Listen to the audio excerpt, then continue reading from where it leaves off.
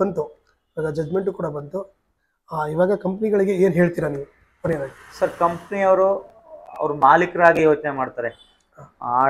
Auto run ಮಾಡಲಿ, ಅವರು bike run ಮಾಡಲಿ, ಏನೇ ರನ್ ಮಾಡಲಿ, ಆ ಕಂಪ್ನಿ ಅಪ್ಲಿಕೇಶನ್ ಅವರು ಯಾರೂ ಅವ್ರಿಗೆ ಬಡವ್ರ ಕಷ್ಟ ಅನ್ನೋದು ಗೊತ್ತಿರಲ್ಲ. ಅವ್ರು ಏನಿದ್ರು ಅವ್ರದ ಶೇರ್ ವ್ಯಾಲ್ಯೂ ಏನಿದೆ, ನಮ್ಮ ಕಂಪ್ನಿಲಿ ಏನು ಟರ್ನ್ ಓವರ್ ಇದೆ, ಅದನ್ನ ಬಗ್ಗೆ ಗಮನ ಕೊಡ್ತಾರೆ ಹೊರತು ಇದು ಬೈಕ್ ಟ್ಯಾಕ್ಸಿ, ಇವನು ಆಟೋ, ಇವನು ಕಾರು ಅಂತ ಅವರು ಮಾಡಲ್ಲ. ಅವ್ರು ಏನೇ ಇದು ಯಾವತ್ತಿದ್ರು ಕಮರ್ಷಿಯಲ್ ಆಗಿ ಅವ್ರು ಯೋಚನೆ ಮಾಡೋದು. ಅವ್ರಿಗೆ ನಾವು ಈ ಮೂಲಕ ಕೇಳ್ಕೊಳೋದು, ಕಾನೂನು ಚೌಕಟ್ಟೊಳಗಡೆ ಮಾಡಿ. ಏನು ಸರ್ಕಾರದ ಗೈಡ್ಲೈನ್ಸ್ ಇರುತ್ತೆ ಅದ್ರೊಳಗಡೆ ಮಾಡಿದ್ರೆ ಯಾವ ಸಮಸ್ಯೆನೂ ಬರಲ್ಲ.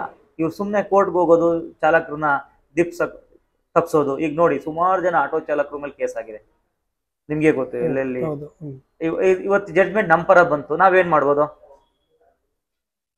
ಈಗ ಅವರು ಯಾವ್ದೋ ಕೋರ್ಟ್ ಆರ್ಡರ್ ಹಿಡ್ಕೊಂಡು ಹೇಳ್ತಿದ್ರು ಸ್ಟೇ ಅಂತ. ಇವಾಗ ನಾವೇನ್ ಮಾಡ್ಬೋದು? ಸ್ಟೇ ಆರ್ಡರ್ ವಕೆಟ್ ಆಗಿದೆಯಲ್ಲ, ನಾವು ಕಾನೂನು ಕೈ ತೊಗೊಳಕ್ಕಾಗತ್ತಾ? ಅದಕ್ಕೆ ಇವತ್ತು ಸಚಿವರ ಹತ್ರ ಹೋಗಿದ್ವಿ. ಸರ್, ನಾವು ಕಾನೂನು ಕೈ ತೊಗೊಳೋದ್ರೊಳಗಡೆ ನೀವು ಹೈಕೋರ್ಟ್ ಆರ್ಡ್ರನ್ನ ಪಾಲನೆ ಮಾಡಿ ಅದನ್ನ ಬಂದ್ ಮಾಡಿಸಿ ಅಂತ. ನೋಡೋಣ, 6 ವಾರ ಇದೆ, ಆಗ್ಲೇ 3 ದಿನ ಆಗೋಗಿದೆ. ಒಂದೊಂದು ವಾರದನು ಗೈಡ್ಲೈನ್ಸ್ ಇದೆ. ನಾವಂತೂ ಸರ್ಕಾರಕ್ಕೆ ಇವತ್ತು ಕ್ಲಿಯರ್ ಆಗಿ ಹೇಳಿ ಬಂದಿದ್ದೀವಿ, ಸರ್, ನಾವು ನಿಮ್ಮ ವಿರುದ್ಧ ಹೋಗೋಕ್ಕೂ ತಯಾರಿದ್ದೀವಿ, ನಿಮ್ಮ ಜೊತೆ ಸೇರಿ ಕೆಲಸ ಮಾಡೋಕ್ಕೂ ತಯಾರಿದ್ದೀವಿ. ಆಪ್ಷನ್ ಅವ್ರಿಗೆ ಬಿಟ್ಟಿದ್ದೀವಿ. ನಮ್ಮ ಜೊತೆ ತಗೊಂಡವರು ಕೆಲಸ ಮಾಡಿದ್ರೆ ಪರವಾಗಿಲ್ಲ. ಏನಾದ್ರು ನಮ್ಮನ್ನ ಬಿಟ್ಟು ಅವರು ಕಂಪ್ನಿ ಪರ ಹೋಯ್ತು ಅಂದ್ರೆ ಆಗ್ಲಿ ಸೆಪ್ಟೆಂಬರ್ 11ನೇ ತಾರೀಕು ಹೋರಾಟದಲ್ಲಿ ನಾವೇನು ಅಂತ ತೋರಿಸಿದ್ದೀವಿ. ಪೂರ್ತಿ ಬೆಂಗಳೂರನ್ನೇ ಶಬ್ದ ಮಾಡಿ ತೋರಿಸಿದ್ದೀವಿ. ಈಗಲೂ ನಾವು ಹೋರಾಟಕ್ಕಾಗಲೇ ಕರ್ನಾಟಕ ಬಂದ್ ಕರೆ ಕೊಡ್ಲಿಕ್ಕೆ ತಯಾರಿದ್ವಿ. ಕಳೆದ ಬಾರಿ ಪ್ರೆಸ್ ಮೀಟ್ ಎಲ್ಲ ಮಾಡಿ ಕರ್ನಾಟಕ ಬಂದ್ಗೆ. ಸದ್ಯಕ್ಕೆ ಹೈಕೋರ್ಟ್ ಅದನ್ನ ಇವಾಗ ಬಂದು ಒಂದು 6 ವಾರ, ನಮಗೂ 6 ವಾರ ಆಗಲಿ ವೇಟ್ ಮಾಡಿ ಅಂತ ಹೇಳಿದೆ. ನೋಡೋಣ, ಎಲ್ಲರಿಗೂ ಒಳ್ಳೇದಾಗಿದೆ. ನಮ್ಮ ಚಾಲಕರಿಗೆ, ಅವರು ನನ್ನ ಬೈಕ್ ಟ್ಯಾಕ್ಸಿ ಅವ್ರ ಚಾಲಕರಿಗೆ ನಿಮ್ಮ ತುಂಬಾ ಜನ ಫಾಲೋವರ್ಸ್ ಇದ್ದಾರೆ. ಯಾಕಂದ್ರೆ ನೀವು 2 ಕಡೆನೂ ತೋರಿಸಿದ್ದೀರಾ. ಆಟೋ ಡ್ರೈವರ್ ಕೆಟ್ಟದ್ದು ತೋರಿಸಿದಿರಾ, ಒಳ್ಳೇದು ತೋರಿಸಿದಿರಾ, ಬೈಕ್ ಅವ್ರದ್ದು ಒಳ್ಳೇದು ತೋರಿಸಿದಿರಾ, ಕೆಟ್ಟದ್ದು ತೋರಿಸಿದಿರಾ. ಈ ಮೂಲಕ ಹೈಕೋರ್ಟ್ ಆರ್ಡರ್ನ ಯಾರೂ ಸುಳ್ಳು ಅಂತ ಹೇಳಕ್ ಹೋಗ್ಬಿಡಿ. ಹೈಕೋರ್ಟ್ ಆರ್ಡ್ರು ಅದ್ಯಾವುದು ಸರ್ಕಾರ ಕೊಟ್ಟಿರೋದಲ್ಲ, ಅದು ನ್ಯಾಯಾಲಯ ಆಲ್ಮೋಸ್ಟ್ 2022ರಿಂದ ಇಲ್ಲಿವರೆಗೂ ಏನೇನು ಆಗುವೋಗಳನ್ನ ನೋಡಿ ಗಮನಿಸಿ ಕೊಟ್ಟಿರೋದು. ಇವರು ಈಗ ಯಾವುದೋ ಬೈಕ್ ಟ್ಯಾಕ್ಸಿ ಅಸೋಸಿಯೇಷನ್ ಆಗಲಿ ಇನ್ನೊಬ್ರಾಗ್ಲಿ ಬಂದ್ಬಿಟ್ಟು ಅವರ ಅಸೋಸಿಯೇಷನ್ ಅಸ್ತಿತ್ವ ಉಳಿಸ್ಕೊಳಕ್ಕೆ, ಅವರು ಆ ಕಂಪ್ನಿಯವ್ರ ಜೊತೆ ಸಂಬಂಧನ ಉಳಿಸ್ಕೊಳಕ್ಕೆ ಈ ರೀತಿ ಬಂದು ಚಾಲಕರಿಗೆ ಮತ್ತೆ ಇವತ್ತು ಯಾವ್ದು ನೋಡಿದ್ವಿ ವಿಡಿಯೋನ, ಬಂದು ಹೈಕೋರ್ಟ್ ನಮ್ಮ ಪರ ತೀರ್ಮಾನ ಕೊಟ್ಬಿಟ್ಟಿದೆ. ತೀರ್ಮಾನ ಸರ್ಕಾರ ಮಾಡಿ ಅಂತ ಹೇಳಿರೋದು. ಸರ್ಕಾರ ಮಾಡುತ್ತೋ ಬಿಡುತ್ತೋ, ಮಾಡಿದ್ಮೇಲೆ ನೀವು ಖುಷಿ ಪಡಿಬೇಕಾದ್ರೆ. ಅಂದ್ರೆ ಸರ್, ಈಗ ಅದೇ ನಿಮ್ ಇದಕ್ಕೆ ಬರ್ತೀನಿ. ಅಂದ್ರೆ ಸರ್ಕಾರ ಆದ್ರೆ ಇದು ಕೋರ್ಟ್ ಹೇಳಿರೋದು ಅಂದ್ರೆ 3 ತಿಂಗಳಲ್ಲಿ ಒಂದು ಪ್ಲಾನ್ ಮಾಡಿ ಅಂತ. ಅಂದ್ರೆ ಪ್ಲಾನ್ ಮಾಡಿ ಅಂದ್ರೆ ಬೈಕ್ ಟ್ಯಾಕ್ಸಿನ ತರೋ ಪ್ಲಾನ್ ಮಾಡಿ ಅಂತಾರ, ಯಾವ ರೀತಿ ಅಂತ ಗೈಡ್ಲೈನ್ಸ್ ಮಾಡಿ ಅಂತ. ಈಗ ಇವ್ರು ಏನೇನಿದ್ದಾರೆ ಗೈಡ್ಲೈನ್ಸ್ ಮಾಡಿ ಅಂತ. ಇದೇನಾದ್ರೂ ಗೈಡ್ಲೈನ್ಸ್ ಇನ್ನ ಇದ್ದಿದ್ರೆ ಯಾವುದು ಅಂದ್ರೆ ಈಗ ಸರ್ಕಾರ ಇಲ್ಲ ಬೇಡ, ನಮ್ಗೆ ಬೈಕ್ ಟ್ಯಾಕ್ಸಿನೇ ಬೇಡ ಅಂತ ಅನ್ಬೋದು. ಅದಕ್ಕೆ ನಮ್ಮನ್ನೆಲ್ಲ ಸರ್ಕಾರ ಇವತ್ತು ಸಚಿವರು ಕಾರಣ ಕೇಳಿದ್ದಾರೆ.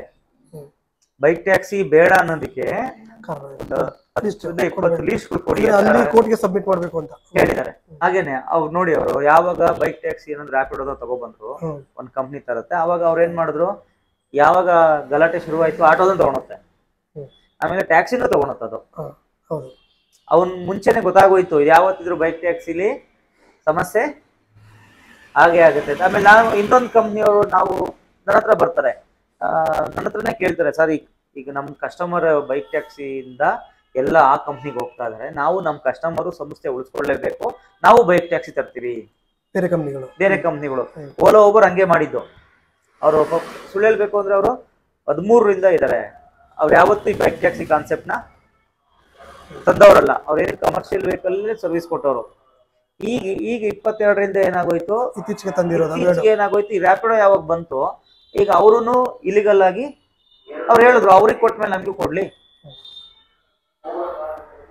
ಅವರು 2 ಕಂಪ್ನಿ ಇವತ್ತು ಕ್ಲಿಯರ್ ಆಗಿದ್ದಾರೆ.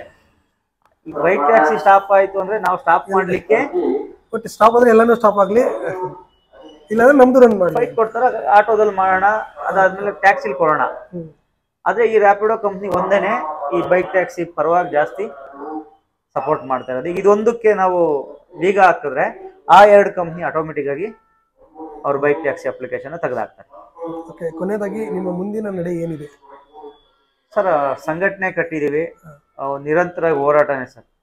ಚಾಲಕರ ಪರವಾಗಿ ಯಾವುದೇ ರಾಜಿ ಇಲ್ದಲೆ ಯಾವುದೇ ರೀತಿ ಹೋರಾಟಕ್ಕೆ ನಾವು ಯಾವಾಗಲೂ ಸಿದ್ಧ ಇರ್ತೀವಿ. ಈ ಬೈಕ್ ಟ್ಯಾಕ್ಸಿ ವಿಚಾರವಾಗಿ ಹೋರಾಟ ಮಾಡಿದ್ಕೆ 7 ಕೇಸ್ ಇದೆ. ಆ 7 ಕೇಸ್ನ ಯಾವ ರೀತಿ ಕ್ಲಿಯರ್ ಮಾಡ್ಕೊಳೋದು ಅಂತೇಳಿ ಬೇಗ ಕೋರ್ಟ್ಗೆ ಆನ್ ಟೈಮ್ಗೆ ಹೋಗಿ ಇದೆಲ್ಲ ಆರ್ಡರ್ಗಳನ್ನ ತಗೊಂಡೋಗಿ ಇವಾಗ ನಾವು ನಮ್ಗಿದೊಂದು ಸಿಕ್ತಿದೆ, ಇದನ್ನ ತಗೊಂಡೋಗಿ ನಾವು ಈ ತರ ಬೈಕ್ ಹೈಕೋರ್ಟೇ ಇದನ್ನ ಮಾಡಿ ಬ್ಯಾನ್ ಮಾಡಿದೆ ನೋಡಿ ಅಂತೇಳಿ ನಾವು ಕೊಟ್ಟು ನಾವು ಅಲ್ಲಿಂದ ಕೇಸ್ನ ನಮ್ಮ ಪರವಾಗಿ ಮಾಡಿಕೊಂಡು ಕೇಸ್ ಮುಕ್ತರಾಗೋ ಕೆಲಸ ನೋಡ್ತೀವಿ.